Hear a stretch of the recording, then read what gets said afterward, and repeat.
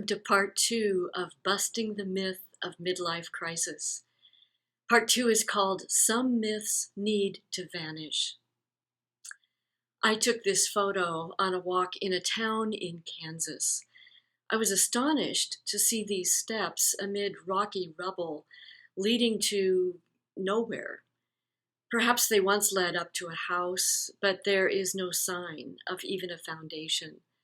The concrete steps seem like all that's left of a memory. Myth is a powerful cultural word. Properly speaking, myths are the roots of a culture, the stories of how things began, how things were imagined and cultivated, defended, and treasured. Cultural myths weave a society together, the way tree roots weave a forest into the earth. But myth, sadly, has come to mean whatever we want to believe, whatever suits our narrative, our take on things. Today, our myths unhinge us from the responsibilities of a mature and engaged life. Myth has the power to enshackle a person or pull an entire society off center, off purpose, off mission. The myths of midlife need to go.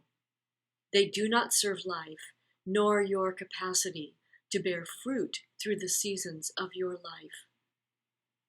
The myths of midlife keep you powerless. The undercutting message might be, "You're not enough," or "Who do you think you are? Do you expect people to believe you?" Midlife dreads being written off. Why? Well, because you are approaching or at the peak of your powers, your vitality. Midlife also dreads not knowing the plan. But the reality is, none of us is ever given the plan. We are not ready for such a revelation. We are given the next piece. And I say, work with it. And when you do, the next piece will be given. An old German proverb says, "Begin to weave, and God will provide the thread." Give God something to work with. So you can ask yourself, what midlife myths need to vanish from me? What myths are actively shaping how I show up or not, and act or not in my world? Second, ask yourself, do I act small so as not to be ridiculed or written off as too much? What's the worst that could happen if I were ridiculed in this way? And third, ask yourself, does fear of ridicule or dismissal keep me from giving my best, especially because I do not know the larger plan?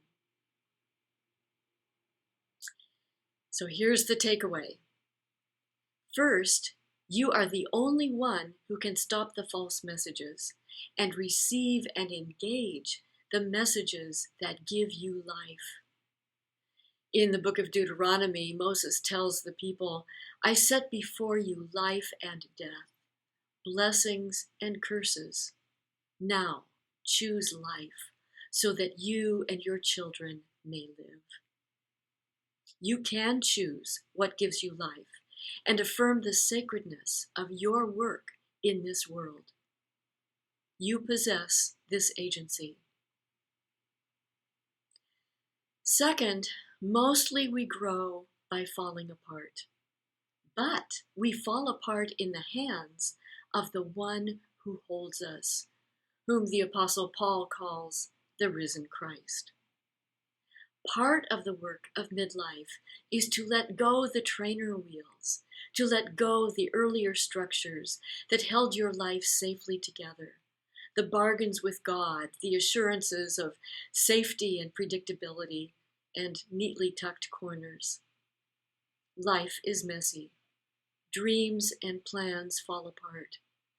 Sometimes relationships fall apart. Sometimes health falls apart.